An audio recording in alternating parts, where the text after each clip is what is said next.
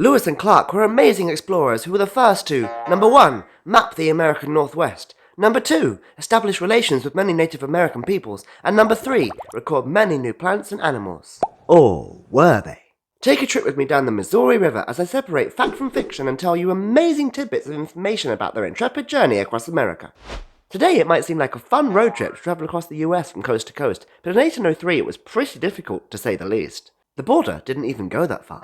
It ended at St. Louis, Missouri, and no US citizen crossed the land to the Pacific. But Thomas Jefferson, the US president at the time, wanted the West Coast claim before the pesky Europeans did it first. In those days, Europeans and Americans would just show up somewhere and claim the land for themselves, even if there were already people living there. Jefferson also dreamed about finding the woolly mammoth that he was sure was hiding there. It wasn't. Mammoths had been extinct for 10,000 years. Lewis and Clark were chosen for the expedition, but they did not go alone. They took a 33-person crew, a dog, and most importantly, a native woman called Sacajawea, who was their guide and translator and who saved their lives many times by smoothing relations between them and the native peoples that they met along the way.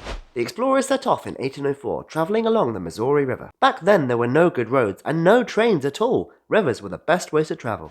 The journey was fraught with difficulties. They often had to drag the boat through very shallow water. They got lost following dead ends, and they had stomach problems from the harsh diet of elk and buffalo meat, severe constipation making it very difficult to poop.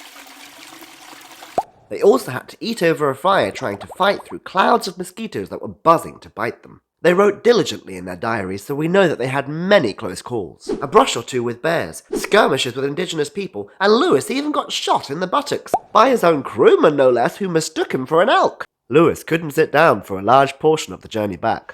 Now it's often said that Lewis and Clark were the first to map out the American Northwest. Well, yes, and no.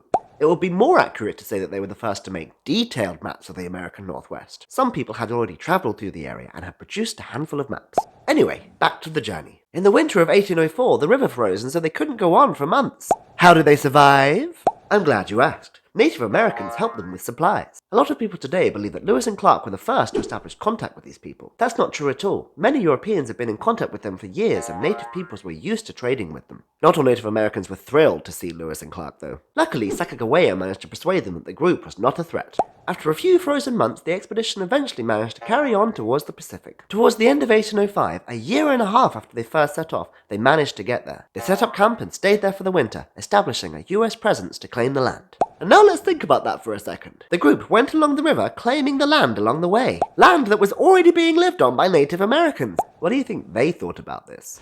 Well, regardless of the morality, that's what they did, and they recorded the many plants and animals that they saw along the way. A lot of people today talk about them discovering these species, but that's not strictly true. While Lewis and Clark documented many species not known to them before, of course they were very well known to the Native Americans who already lived there. You can't discover something that's already known. So to recap, while Lewis and Clark did produce accurate maps, they weren't the first ones. While they did contact Native American nations, they weren't the first to do so. And while they did document plants and animals, they didn't actually discover them. Lewis and Clark have been thought of as trailblazers, and while they were, it's important to remember that they built upon the achievements of others to do what they did. Lewis and Clark were the first US citizens to make it across land to the Pacific Ocean and lay claim to the West. They laid the groundwork for US expansion, creating the nation that we know today. On the other hand, they trampled on Native American way of life to do so. We can be in awe of the undeniable human achievement of Lewis and Clark. 8,000 miles travelled, 900,000 words written in journals, and a trip of 28 months, while recognizing that they took advantage of the work of others and the damage that the trip did. Their legacy was a wild, wild journey which, for better or worse, shaped US geography today.